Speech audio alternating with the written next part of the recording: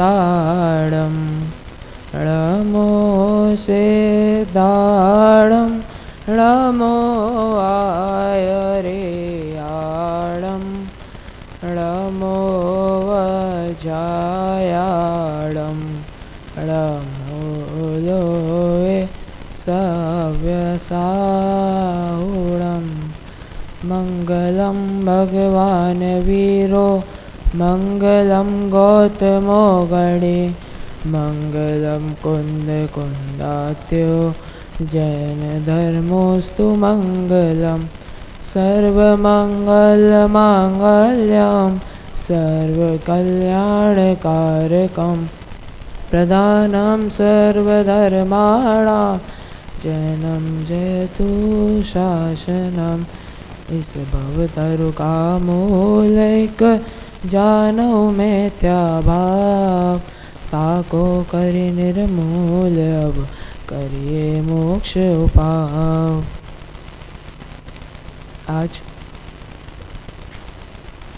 आज हम पुण्य पाप के ऊपर एक थोड़ी सी चर्चा करेंगे। वैसे तो पुण्य पाप की चर्चा तो बहुत बड़ी है, मगर हम संक्षिप्त रूप में थोड़ा सा पुण्य पाप को समझने की कोशिश करेंगे। सर्वप्रथम तो बात ये आती है कि चतुर्थ काल जब था, जब साक्षात तीर्थंकर परमात्मा थे, तो जो भव्य जीव जो होते थे वो जिनवाड़ी तत्व को समझाने के लिए जब मुनिराज भी थे, तो उस समय जो जीव थे उनको तत्व ज्ञान समझ में आ जाता था। कैसे? जैसे किसी को भी शंका होती थी तो उस समय मुनिराज थे, देवता उस समय थी तो समझ में आ जाता था। मगर जब पंचम काल का भाव आया, जब पंचम काल आया, जब मुनिराजों मतलब धीरे धीरे कम होते गए भाव, लेकिन मुनिराज बहुत कम ही देखने को मिलने लग गए। जब जो जीव थे, जो सामान्य जन थे, उनके वापस से कंफ्यूजन होने लग गए इसमें पुण्य और पाप में। वो वापस से पुण्य को धर्म मानने लग गए और पाप को अधर्म मानने लग गए। वो क्या कहते हैं, पुण्य को वापस से अपनाने लग गए, पुण्य को करने लग गए कि पुण्य करेंगे तो मोक्ष मिलेगा। आज के भारतीय दर्शनों में अगर हम जब भी भले कोई भी ग्रंथ ले लो, कोई भी भारतीय दर्शन का कोई भी ग्रंथ ले लो, उसमें मुख्यतः पुण्य और पाप की चर्चा तो आ ही जाएगी। कोई चाहे वो कुछ भी हो, सभी धर्मों में एक बात सबसे ज्यादा कॉमन होती है, वो है पुण्य और पाप। भले जैसे हम शायद ही कोई ऐसा ग्रंथ होगा जो कि पुण्य और पाप को ना मानता। हाँ, पर एक दर्शन है जो पुण्य पाप में नहीं मानता, वो है चारवाक दर्शन।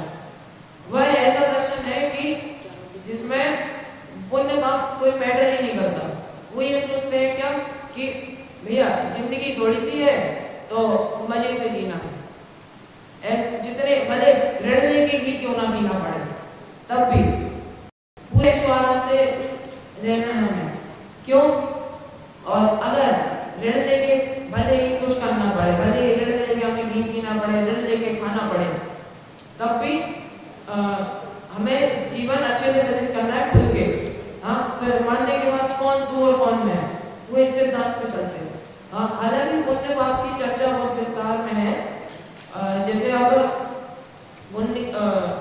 जैसे कोई व्यक्ति है,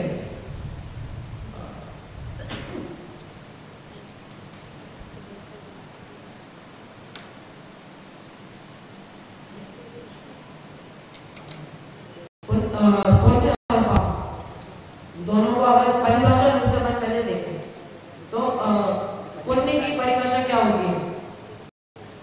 इंद्रियों से उत्पन्न होने वाले सुख को पुण्य कहते हैं। क्या कहते हैं? इंद्रियों से उत्पन्न होने वाले सुख को। परिभाषा से ही समझ में आ रहा है क्या कि जो पुण्य है वो इंद्रियों से उत्पन्न होने वाले सुख को कहते हैं। जो इंद्रियों उद्गत वो सेम एक ही समान आएगा।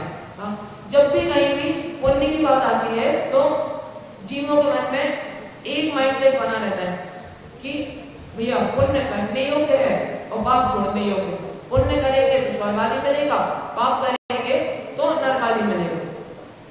समझ में आ रहा है? पुण्य करेंगे तो स्वर्ग आदि मिलेगा और पाप करेंगे तो नरक आदि मिलेगा। पुण्य कुछ लोग तो ये सोचते हैं कि भैया पुण्य करेंगे तो धर्म होगा और धर्म करेंगे तो मोक्ष की प्राप्ति होगी। कुछ लोग ये सोचते हैं। हाँ, मगर अब कुछ लोगों के मन में ये सवाल उठते हैं, कुछ लोग ये नहीं समझना चाहते कि पुण्य क्या है, पुण्य का स्वरूप क्या है। वो ये समझना चाहते हैं कि भैया पुण्य कर रहे हैं तो पुण्य का मुक्ति के मार्ग में स्थान क्या है, मुक्ति के मार्ग में पुण्य का क्या स्थान है, वो ये समझना चाहते हैं। मगर उनको कैसे समझाया जाए कि जो पुण्य है, पाप का तो मोक्ष मार्ग में निषेध किया गया है, मगर जो पुण्य है उसका भी निषेध किया गया है मोक्ष मार्ग में। तब भी वह जीव यह नहीं समझता। हाँ, अब हम थोड़े विस्तार में चर्चा करेंगे। जैसे हमने पुण्य की परिभाषा देखी अभी कि इंद्रियों से उत्पन्न होने वाले सुख को पाप पुण्य कहते हैं, इंद्रियों से उत्पन्न होने वाले सुख को। अब जो अज्ञानी जीव होता है उसको पुण्य और पाप दोनों में डिफरेंस नहीं दिखता है। वह हमेशा ही पुण्य को ही अच्छा मानता है और पाप को बुरा मानता है। अब इसी में पंडित बनारसी दास जी क्या कहते, पंडित बनारसी दास जी ने अपने नाटक समय सार में बात कही है। वह हम एक बार पढ़ते हैं। जैसे काहू चांडालनी जो कल पुत्र जाने नहीं, एक देव भावने को एक घर राख्यो है। क्या कहा? जैसे काहू चांडालनी जो कल पुत्र जाने नहीं, एक देव भावने को एक घर राख्यो है। भावने कहो तनी मागे मस त्याग कीनो, चांडाल कहायो तेरी मागे मस चाख्यो है। तैसे एक वेदनी करम वे जुगल पुत्र, एक पाप एक पुण्य बिन नाम बाख्यो है। दो माहि गौर रूप दो कर्म वंद रूप, यात ज्ञावंत नहीं को अभिलाख्यो है। इसमें पंडित बनारसी दास जी ने बहुत बड़ी, मतलब एक तरीके से कहा जाए तो पुण्य पाप की पूरा स्वरूप ही बता दिया गया। इसमें पुण्य पाप को चांडालनी के जुगल पुत्र बताए हैं। चांडालनी के जुगल पुत्र मतलब होता है जुड़वा पुत्र जिसके होते हैं। चांडालनी के जुगल पुत्र मतलब जुड़वा पुत्र। ऐसा बताया जैसे चांडालनी के जुगल पुत्र हुए, हाँ, उसमें से उसने एक पुत्र जो है वो ब्राह्मण को दे दिया। हाँ, अब भेद क्या है कि जो चांडालनी के पास जो पुत्र है वो मध्यमास मधु का सेवन करता है, सप्तवेशन करता है, हाँ, सब करता है। और जो ब्राह्मणी के पास है वो ना ही मध्यमास मधु खाता पीता है, वह उन सब उसको ये सब का त्याग है। वैसे ही सेम टू सेम जो पुण्य और पाप है उन दोनों को यहाँ वेदनीय के पुत्र बताए।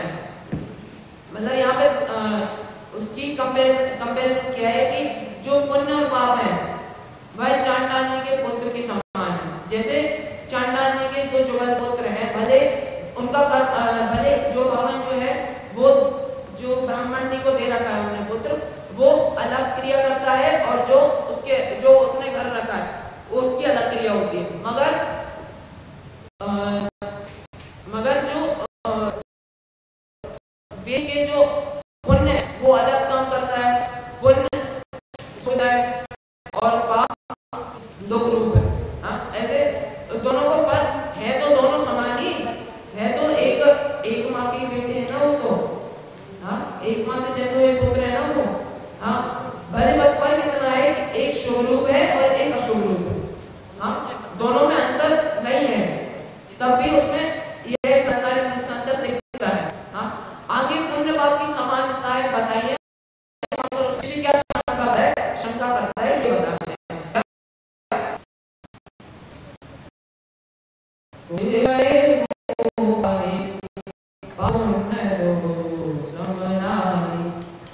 कारण रस स्वभाव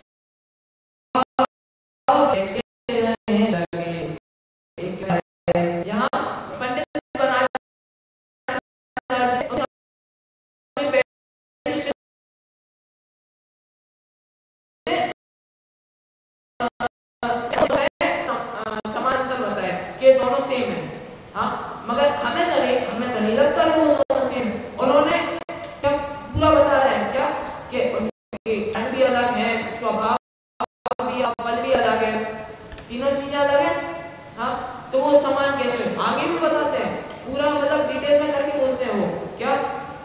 संकलेश परिणाम निशो पाप बंद होई विशुद्ध सो पुण्य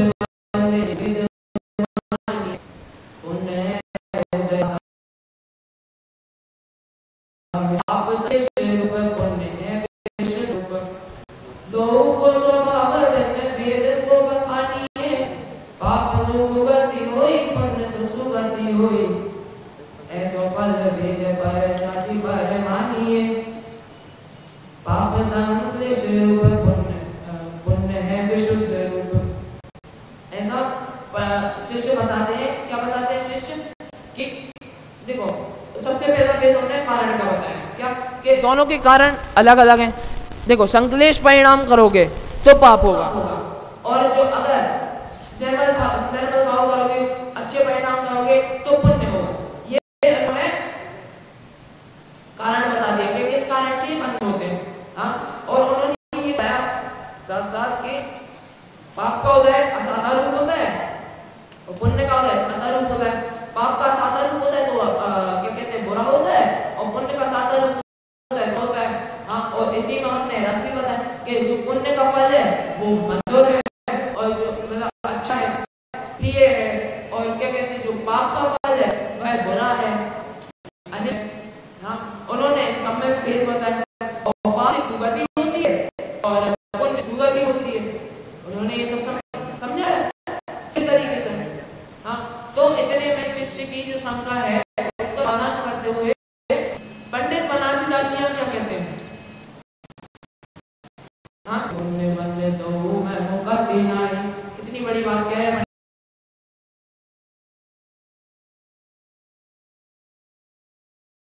पुण्य में दोनों में मुक्ति नहीं है। यहाँ कोई ऐसा नहीं समझा है कि पाप और पुण्य दोनों में मुक्ति है ही नहीं। कटु के मधुर स्वाद पुद्गल को पिख्यो है। और जो कटु और मिष्ट स्वाद है वो तो पुद्गल की पर्याय है, वो दोनों ना आत्मा का स्वभाव। भैया पुण्य पाप तो आत्मा की विवाह परिणति है। पुण्य पाप आत्मा की विवाह परिणति है, विकार है। मतलब जो पुण्य पाप करते हैं ना वो एक तरीके से हमारी आत्मा को मैला करता है। हाँ, अगर पुण्य पाप, अच्छा आप लोग बताओ, कोई भी बता सकता है कि अपन मंदिर क्यों आते हैं? कोई बता सकता है कि अपन मंदिर क्यों आते हैं?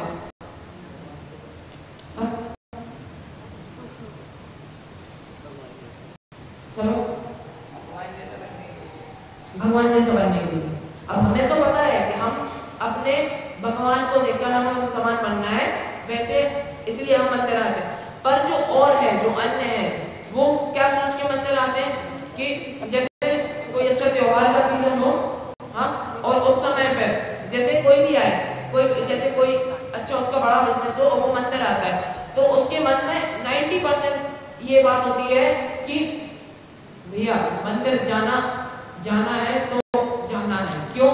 जिससे पुण्य बंद होगा तो धनादि संपत्ति बढ़ेगी। वह ये सोच के आता है। हाँ, अब जब पुण्य करने से धनादि संपत्ति बढ़ रही है तो इसका मतलब तो यही है कि वह पुद्गल रूप है। वह पुद्गल से तो उत्पन्न है। परिभाषा में क्या बताया था? इंद्रियों से उत्पन्न होने वाले सुख को पुण्य कहते हैं, यही तो बताया था। हाँ, वैसे ही यहाँ पे जो पंडित बनारसी दासी वे बताते हैं कि संकलेश विशुद्ध सहज दो गर्म चाल कुगति सुगति जाग जाल में बिखे ही है। क्या बताते हैं यहाँ? जो शुद्ध, इसलिए दोनों के रस भी समान है। हाँ, संकलेश और विशुद्ध भाव दोनों विवाह भी है। आगे दोनों संसार में बांधने वाले हैं। भले ही तुम पुण्य करो, भले ही तुम पाप करो, आगे दोनों चलो। तो पाप किया तो नरकाली जाओ, पुण्य किया तो स्वर्ग ही तो जाओगे, और स्वर्ग चारों गतियों में तो है। हाँ, पहली गति, देव गति संसार में तो है। आगे संसार में बांधने का ही काम करेगी। हाँ, संसार से तोड़ना छोड़ाएगी। हाँ, चल संसार से तोड़ना छोड़ा देगी, वो अपने अपन को संसार में ही भ्रमाएगी। हाँ, ऐसो दिव्य भाव गायन दृष्टि में ना देखिए।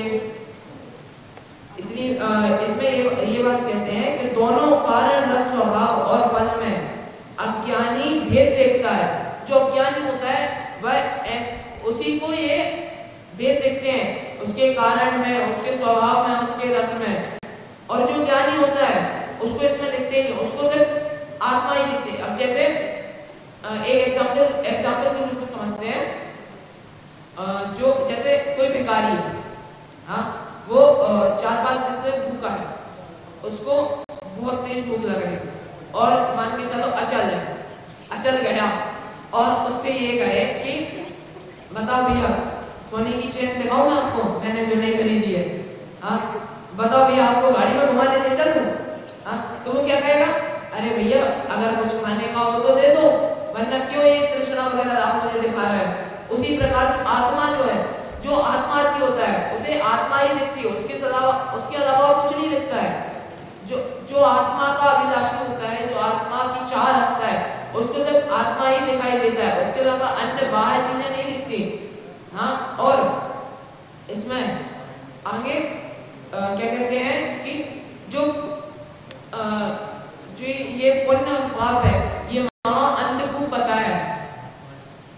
अगर आपको पुण्य पाप की चर्चा देखनी है तो मेरे को पंडित बनारसी दास की पहचान है।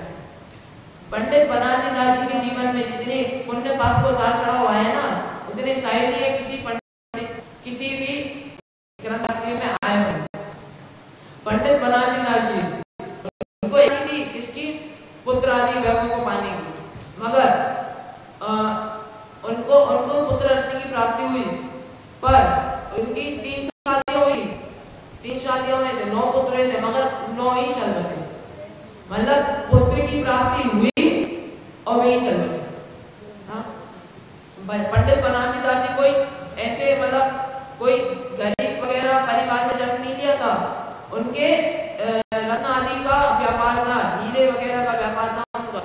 पंडित बनारसी दास जी का जन्म आगरा के पास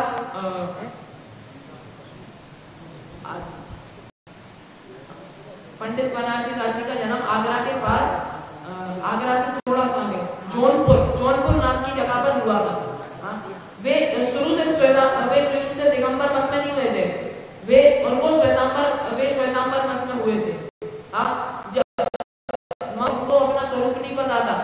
जब पंडित बनारसी दास जी 14 वर्ष के हुए तब उनको एक कवित्व लिखने का एक अलग ही रंग था। तो वे बहुत प्रकार की कविता लिखते थे, धर्म की नहीं, अन्य लिखते थे, वो धर्म की नहीं लिखते थे। मगर जब उनको पता चला कि ये तो मेरा स्वरूप ही नहीं है, हाँ, ये तो मेरे काम कुछ आने ही नहीं वाले, सिर्फ तत्व है, धर्म है जो मेरे काम आने वाला है, मैं खुद अपने अंदर में सोखे मेरे, हाँ, और मैं बाहर में सुख ढूंढता करता हूँ। हाँ, उनको जैसे ये समझ में आया, ये अंतर देखा, उन्होंने जो नवरस नाम का जो ग्रंथ लिखा था उसको पास उनकी गांव से निकली हुई नदी, जो गोमती नदी थी, उसमें उनने उसको बहा दिया। भैया बहुत बड़ा कलेजा चाहिए होता है, 1000 श्लोक, चौपाई छंद, हाँ, कोई और लिखे तो ये कोई और में नहीं बहा पाता। मगर उन्होंने जैसे उनको पता चला कि ये तो मेरा स्वरूप ही नहीं है, उन्होंने तुरंत ही अपने जो नवरस ग्रंथ है वो उसको बहा दिया। अगर आज नवरस ग्रंथ होता ना तो हाँ उल्टा हो, हाँ, मगर उन्होंने ना सोचा ना समझा, उन्होंने सीधी जो उनके स्वरूप के विपरीत था उन्होंने उस चीज को अलग कर दिया। वैसे ही जो पुण्य और पाप है, वह पाप तो अत्यंत है, मैंने पुण्य करने को मना नहीं किया, पुण्य करो, मगर पुण्य अत्यंत ही नहीं है, पुण्य ही है। अगर आप पुण्य इस दृष्टि से करते हो कि जो पुण्य करूंगा तो स्वर्ग मोक्ष की प्राप्ति होगी, ये अत्यंत ही है। अगर आप पुण्य इस दृष्टि से करते हो कि क्या कहते हैं, पुण्य करूंगा तो मोक्ष मिल जाएगा, पुण्य करूंगा तो धर्म होगा, और धर्म करूंगा तो मोक्ष आदि सुख की प्राप्ति होगी, तो ये अत्यंत नहीं है। इसका मुक्ति के मार्ग में भी निषेध किया गया। हाँ, आगे चल के पाप। अब पाप किसे कहते हैं? पाप की सामान्य परिभाषा है, ज्यादा बड़ी नहीं। इंद्रियों से उत्पन्न होने वाले दुख को, इंद्रियों से उत्पन्न होने वाले दुख को एक और आगे बात में दुख का कारण बुरा कार्य ही पाप है। हाँ, पाप को इधर देखो, पाप तो अत्यंत है, ये बात सभी जानते हैं। पाप करने योग्य है ही नहीं, और ना ही कोई अपने जीवन में पाप करता है। मतलब पाप होते हैं मगर कोई जानबूझकर खुद ही पाप करना नहीं चाहता। हाँ, मगर लोग पाप पंडित दौलत राम जी ने अपनी छेड़ाला में लिखा है, जेत्र भुवन में जीव अनंत सुख चाहे दुख देवे बर। हाँ, उधर पंडित दौलत राम जी ने क्या कहा कि इस तीनों लोकों में जीव अनंत हैं जो कि सुख चाहते हैं और दुख से डरते हैं, मगर कोई जीव को वास्तविक चीज पता ही नहीं है कि सुख कैसे प्राप्त होता है।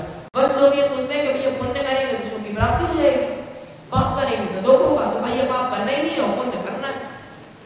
हाँ, कोई उसका पूरा स्वरूप एकदम समझना ही नहीं चाहता। आज के समय में जीव एक ही जगह गलती करता है, वो क्या है कि जैसे कहते हैं ना कि आधा अधूरा ज्ञान जीव को नष्ट कर देता है। हाँ, आधा अधूरा जो ज्ञान होता है वो जीव को नष्ट कर देता है। भाई ये सोचता है। हाँ, भाई ये कहने की बात है कि कैसे हैं लोग, पर कोई अपने सुख कैसे प्राप्त हो वह समझना नहीं चाहता। वह यह सोचता है कि पुण्य कर लिया तो समझ में सुख तो मिल जाए, मगर मतलब पुण्य सुख का बस क्षण मात्र है, उसका आभास सुख का। पुण्य जो सुख उत्पन्न कराता है ना, वो बस क्षण मात्र का होता है, आभास होता है। क्यों भैया? आभास ही होता है, अन्य नहीं होता।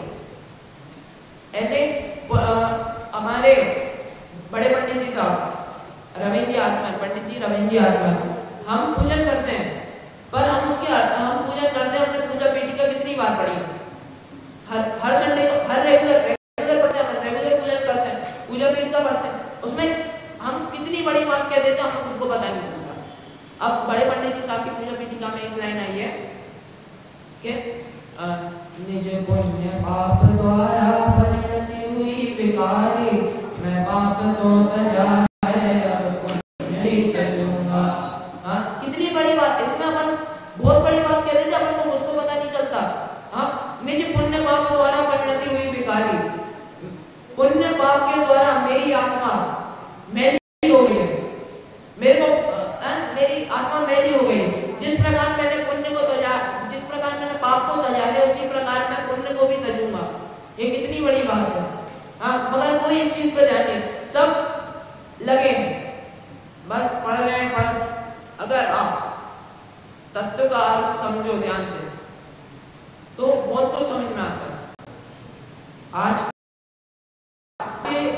आज के समय में सबसे बड़ी बात ये होती है कि कोई किसी चीज को समझना नहीं चाहता। और देखो, पुण्य एक तरीके से पर मुक्ति के मार्ग में सहायक है।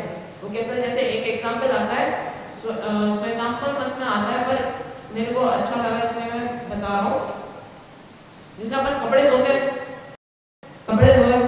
तो अपन कपड़े को निचोड़ते हैं और फिर उसके बाद उस पर साबुन लगाते हैं। हाँ, और साबुन लगाते हैं, घिसते हैं, फिर उसके बाद अपन पानी में निचोड़ देते हैं। अब जैसे ये जो आत्मा है उसको कपड़े के रूप में इमेजिन करो, अपना जो आत्मा है उस पर अपन पुण्य रूपी साबुन लगाते हैं। हाँ, तो जो पुण्य है वो है अपनी गंदगी मिटाता है, और जो पानी है, जो शुद्ध पानी है, वो अपने जो साबुन लगी हुई है उसको छुड़ाता है। वैसे ही जो पुण्य है वो अपने जो विकार, जो क्या कहते हैं अपन ने पाप किए हैं, वह उसको मिटाता है, और जो शुद्ध भाव है वो क्या कहते हैं हमारे पुण्य को मिटाता है। इसी प्रकार आज मेरे कुछ प्रवचन, कुछ विचार थे, मगर हम एक चीज का हमेशा ध्यान रखें कि हम पुण्य कर रहे हैं, मगर किस प्रकार से कर रहे हैं, क्या लक्ष्य रखकर कर रहे हैं, क्या वह सही है कि गलत है, इस चीज का विचार तो हमें